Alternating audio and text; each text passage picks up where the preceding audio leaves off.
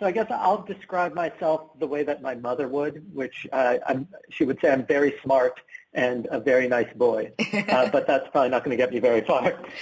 So my name is John Levy. I'm a human behavioral scientist, and what I study is what allows us to connect, build trust, build a sense of belonging, and on the research side, I kind of do the ridiculous stuff. So I did the largest study in history on dating.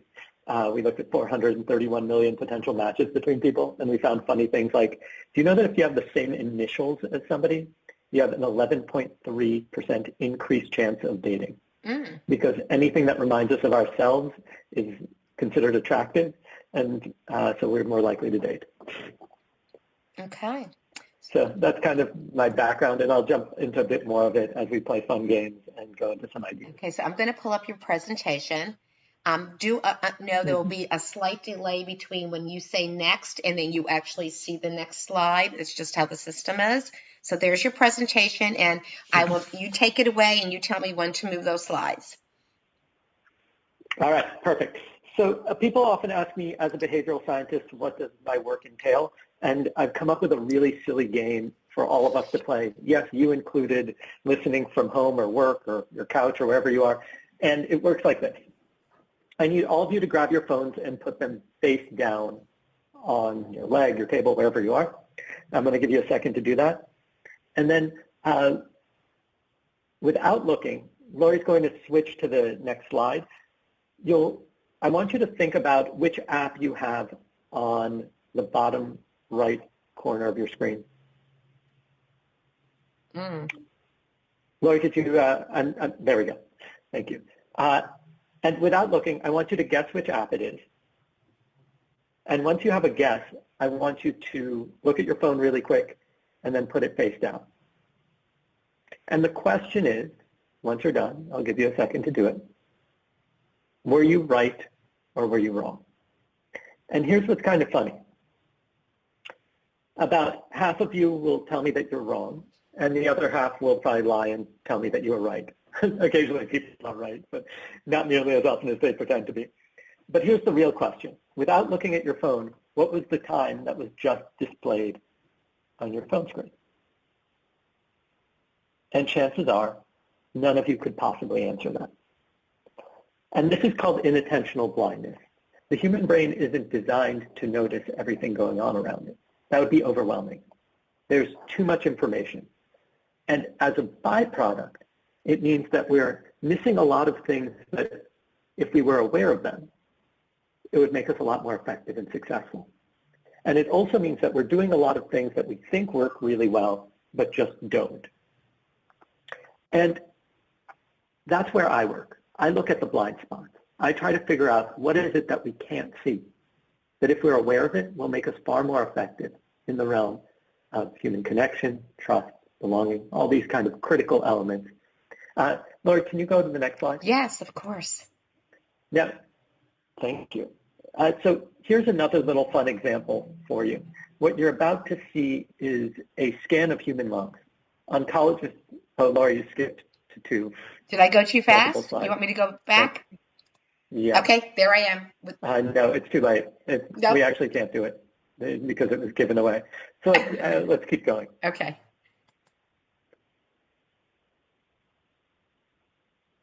And I'm just going to wait for us to end up on slide 4. I'm on 3 right now. Now, do you want to go to 4?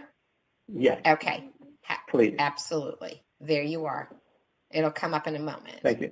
So my job is to figure out how the gears in our brains work. And what I did with this is possibly one of the most ridiculous things a human being can do with the knowledge of human behavior. I spent much of my adult life, and Lori, can you go on to the next slide? Mm-hmm. I spent much of my adult life going and convincing people. Our system will end this conference in 5 minutes. To extend this call for 1 hour, please enter the moderator PIN now. Something called the influencers dinner. 12 people are invited. Your conference has been extended for 60 minutes. Dinner together, and when they sit down to eat, they get to guess what everybody does, and they find out that it's the editor-in-chief of a popular magazine, a member of royalty, CEO of a major company, a celebrity, Nobel laureates and Olympic medalists and so on. I've hosted over 2,000 people at 232 dinners. Can you go to the next slide? And 3 countries. And that birthed a series of cultural events. One's called the Salon series, Inspired Culture, and we surprised, about 60 to 100 people come, and we surprise them with famous speakers. So here's Bill Nye giving a talk in my living room. It might be one of the Roots performing, or a Pulitzer Prize winning author talking about ideas. Now, the reason I was able to accomplish any of this is because I looked at scientific research. Lori, next slide. And when I started looking at the research, I found it absolutely startling. You see, we have this impression that, for example, if we want to live a long time, then I better go on that kale cleanse and maybe, I don't know, take a Pilates class or something. But the greatest predictor of human longevity, number 2 is strong social ties, close friends and family. And number 1 is something called social integration. It's the number of people you come in contact with. Next slide. What's pretty amazing is that this kind of effect extends into all aspects of life. When we look at the greatest predictors of kind of corporate success, you can predict company stock value, employee sick days, and profitability to the level of trust in an organization. Next slide. And when we look at the greatest predictor of team success, it's not IQ or tenure. The greatest predictor is something called psychological safety, which is this big buzzword. This was a project done by Google called Project Aristotle, where they looked at the performance of teams. Many of you may know this project. And really, psychological safety, this idea that I can express my view, even if it goes against that of the group, without the concern of being kicked out or punished. Now, here's what's pretty amazing. Lori, can you go to slide 11? Sure. 1 second. That should come up in a second. Thank you. So when we really looked at why this is the case, right? Why is it? You'll notice that for human beings, belonging, the feeling that we're safe within the group, that we're part of a community, is incredibly important. We will do just about anything to fit in. And in our society, the greatest punishments we have for people is exile or solitary confinement, right? There's capital punishment in some places, but in general. Now, that means that the greatest punishment we have is being removed from the group. And the biggest concern is that we have become lonelier than ever. In 1985, the average American had about 3 close friends besides family.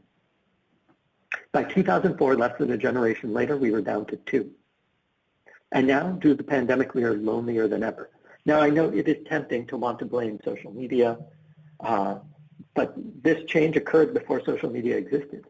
It's more likely a byproduct of the fact that human beings moved more often. And as a byproduct of moving, they reset their social ties. There's a quirk of human behavior called the Allen curve.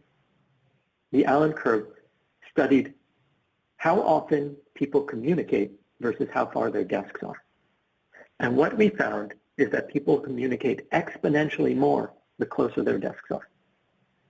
And by the time you reach about 50 meters, you might as well be on different planets. You're just not going to talk to each other. And this is true for email, text, voice calls, in-person conversations. Out of sight, out of mind. And so what became very clear is that if we're now lonelier than ever, if we're more isolated than ever, and that this increase in distance has a pretty dramatic effect on the efficacy of teams and employees, what do we do about it? Well, the answer is that at the base level, we need higher levels of connection and trust. We need these factors that are so good at predicting our longevity. They're so good at predicting our team success. The issue is that fundamentally, just about everything we do to build trust, we do wrong or backwards. I'll give you an example. If any of you have been in the business world for long enough, next slide, please. Somebody will have probably approached you to go to one of these infamous business dinners. They say, oh, come, we'll take you out for a nice meal and we'll talk. But if we're really honest, these dinners are super awkward and uncomfortable, right? They're trying to befriend us to pitch us business, and it's just not worth it at a certain point. Similarly, the other thing companies like to do is they invite us to parties and give us these swag bags full of junk that we just end up throwing out or regifting to our kids or something like that. So it raises the question, what actually works? Next slide, please. Now, there is one exception. You can maybe gift somebody something if it's something you really care about. You're a huge fan of Harry Potter and I get you a limited edition Harry Potter item, you might love it. But that's near impossible to do at scale. It's tough to do it.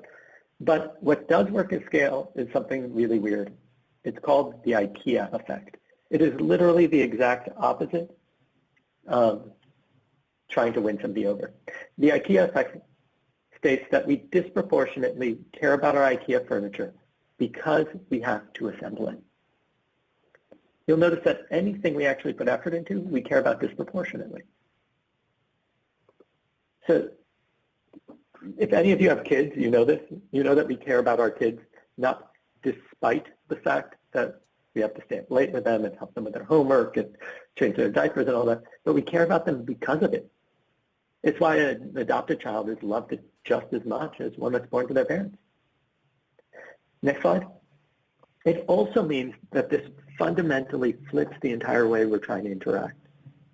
Rather than trying to win somebody over with, a $5 gift card or something like that, what we want to do is find ways to get people to invest effort into one another.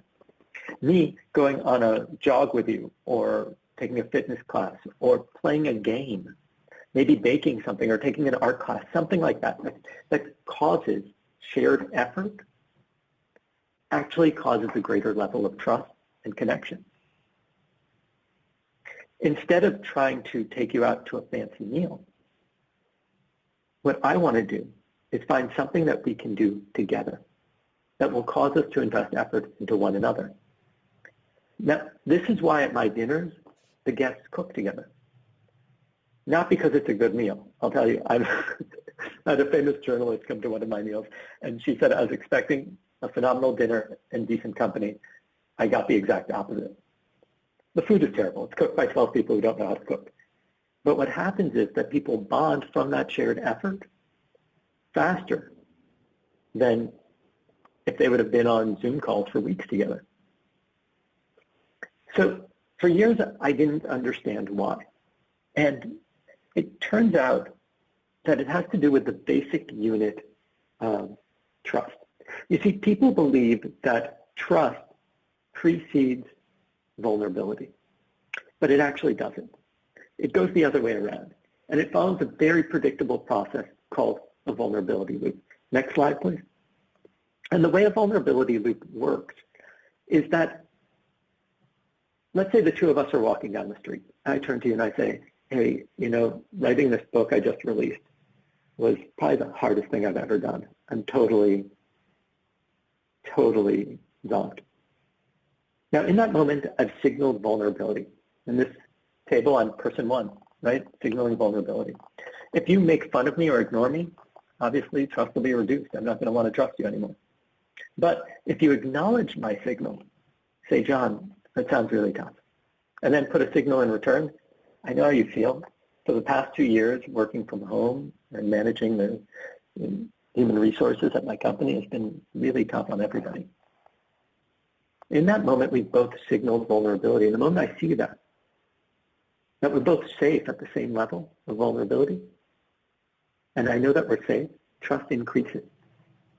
And that's how trust is fundamentally created. It's created through these vulnerability loops. And the moment that a loop is complete, there's an opportunity for an additional loop. Now, when you're doing something together, some joint activity or workout, whatever it is, there are inevitably these moments where one person signals vulnerability to another. Can you pass me and before I'm even done, somebody passes me, I don't know, some vegetable we're chopping up for a meal. And those loops occur faster and faster the more that we're time constrained and the more that we develop trust over time. But the question then becomes, let's go another slide forward. What do we actually do with that at work? Because vulnerability at work is such a potentially awkward topic. In fact, go to slide 17. So two forward. Okay. You see, the issue is when I say vulnerability, people will often think, oh my God, does that mean I need to start talking about my divorce at the office? And no, that's not at all what I'm talking about. At some work environments, that's appropriate. At some work environments, it's just not. The kind of vulnerability I'm talking about is the type that gives people an opportunity. So go to the next slide. So for example, if I'm about to give this presentation, I go, hey, I'm kind of nervous to give this. It's a really exciting day, and I put a lot of effort into this. I've just signaled vulnerability. Or can I get your perspective on something? Here's one of these funny things that we looked at in terms of the research. This isn't my personal research, but I just thought it was so good I wanted to share it. There's this perspective that, let's say Lori's an expert in her field. And the concern is I come to Lori and I say, and she works at the same company as I do, and I'm thinking, okay, I would really love Lori's input on this. But in the back of my mind, I'm worried that Lori will think I'm incompetent if I ask her for her help. Now, here's what's actually interesting. The research suggests that Lori knows she's really good at what she does and knows that if somebody comes to her for advice, they must be very smart to come to somebody like her for that advice. So, in fact, the funny thing is, Lori views me as more intelligent for coming to her for advice because she knows she's really good. And then, since I've just signaled vulnerability by asking for it, when she responds, it closes the loop, increasing the trust. And when she actually provides that feedback, then we have that Ikea effect kick in, where she invests effort into our relationship and cares more about it. In general, this actually leads to functionally better teams. Now, there are lots of ways you can launch those loops. It could be asking people, how should I handle this? Is there a better way? Even saying, hey, I screwed up. I would love some help figuring out how to fix it. Now, there's a couple of things. The first is there's this view that we have to look perfect. Can you go to the next slide? And researchers wanted to see how important this actually was. And although it's really important to be viewed as competent, especially by the people who report to you, there's this funny thing, especially among peers. It's called the pratfall effect. And if any of you have ever seen a romantic comedy, you will have seen the pratfall effect in full force. And it's that you'll notice that the male or female lead are always falling all over themselves. And so researchers wanted to see if we like them because of it or despite it. And they had people go in for job interviews and either give perfect interviews or give a interview that's great and then accidentally spill some coffee on themselves or drop some papers. And what they found is that those people who dropped or spilled actually ranked higher than those that did it perfectly. And that's because we think we need to be perfect when really it's our humanity that actually allows us to be liked and trusted. So what we begin to see, and mind you, this is not the totality of how trust works. There are things about what trust is made out of that we need to explore, how to use these concepts. And I go into depth in them in my book, You're Invited. But this begins to just demonstrate a few of these blind spots of how we're doing things backwards or just frankly completely wrong in some situations. Now, I'd mentioned this idea of the Allen curve, that the fact is that when we're at a distance, we have to be significantly more intentional in the way that we actually interact and build trust. And the reason in general is that managers are used to managing people in person. And can you go to slide 21?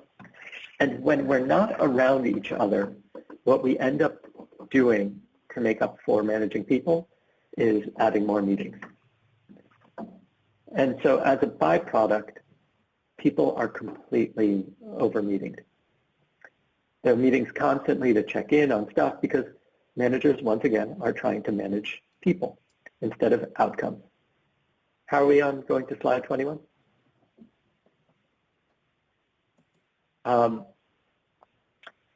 Instead, the manager's role, especially at distance, needs to be more about getting problems out of people's way than managing the entire process piece by piece.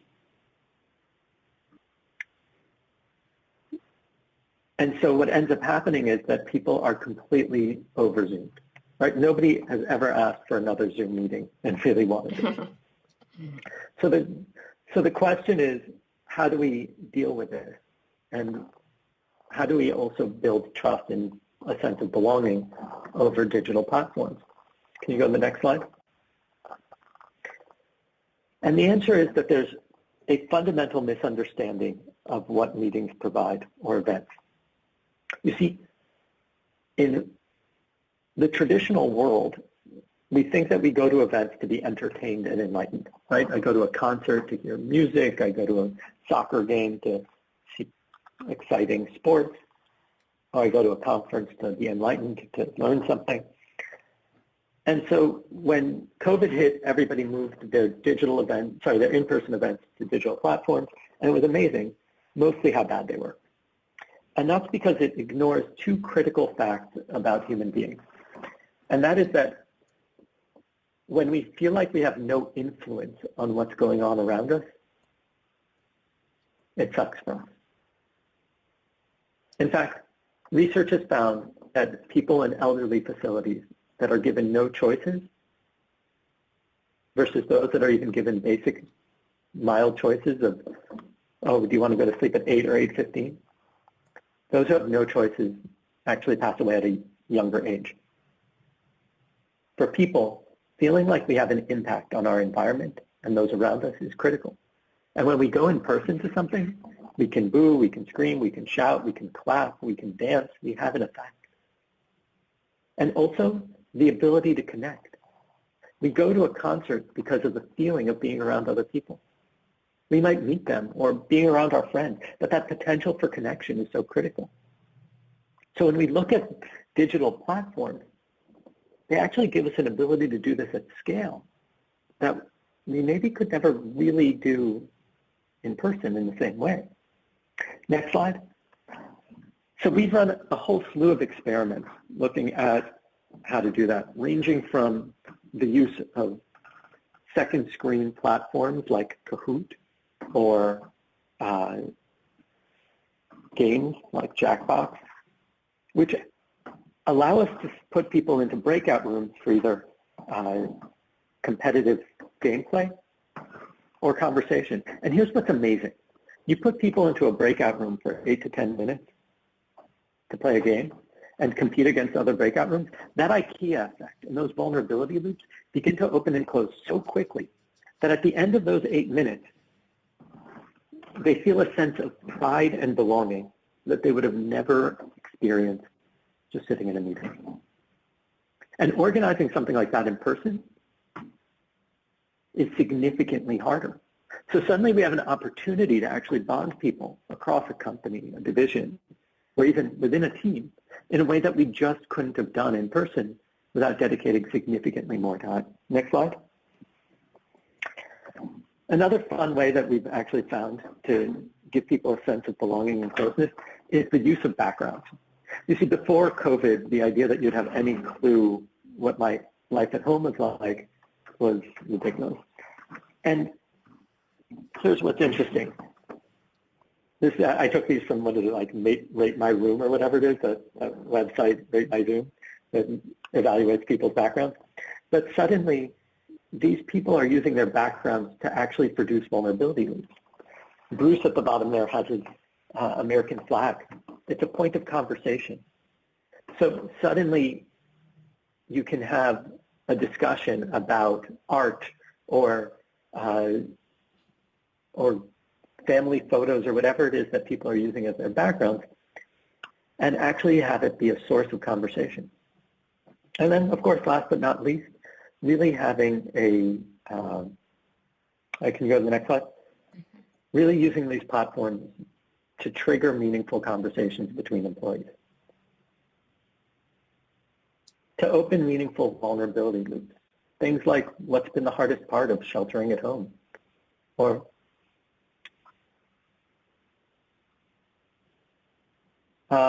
what's your area of greatest potential growth? Or your proudest career accomplishment?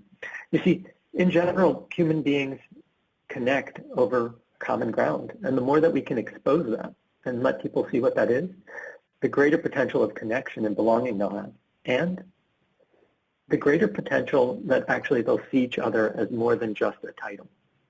So if I know about Lori, the number of kids she has, what school she went to, what her favorite TV show to binge watch on Netflix is, suddenly she has depth of character. And then next time she can't make a meeting, I'm not thinking, oh, she's slacking. I'm thinking, oh, she has all these things to take care of. I can completely understand. It's not a big deal. Can you go to slide 27? Yes, sir. So I know we quickly reviewed about 30 scientific studies and some interesting implications, but I want to do just a final review of everything that we've chatted about. The first is that human beings are not logical. We miss just about everything going on around us. It's part of inattentional blindness and the design of the human brain. Everything we care about, from living a long time and having business success to team success, is impacted by our sense of belonging and our psychological safety. Trust begins with vulnerability and increases with shared effort.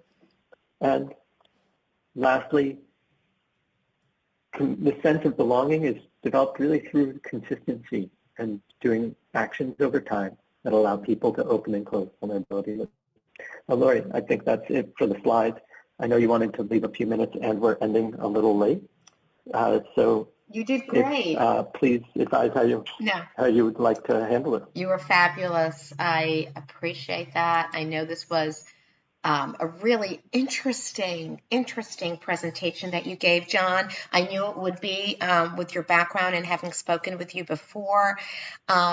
It's such a different aspect of taking one's behavior and vulnerabilities and reflecting on that in the workplace and how we can be perceived differently and how we interact with each other and what is needed and what we need to avoid. Very, very, very expounded on and most appreciated in so many ways. I think that this was incredibly well received. I do have a question or two I'm going to do quickly because I don't want to run over too much. I have a question here from Tiffany.